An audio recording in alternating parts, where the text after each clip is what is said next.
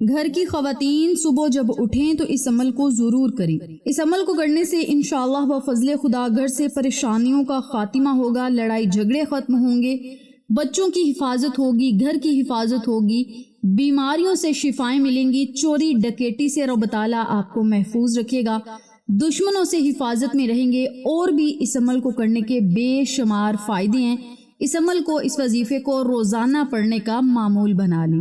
بہتر یہ ہے اس وظیفے کو، اس عمل کو نماز فجر ادا کرنے کے فوراً بعد کریں۔ سب سے پہلے جو بھی آپ کا مقصد ہے، حاجت ہے، مراد ہے، اسے اپنے ذہن میں رکھیں۔ 7 مرتبہ درود پاک پڑھیں، 70 مرتبہ یا سلام یا وکیلو، یا سلام یا وکیلو۔ اللہ تعالیٰ کے ان دونوں ناموں کو اکٹھا پڑھ کر ایک تصور کریں اور 70 مرتبہ یہ نام پڑھیں۔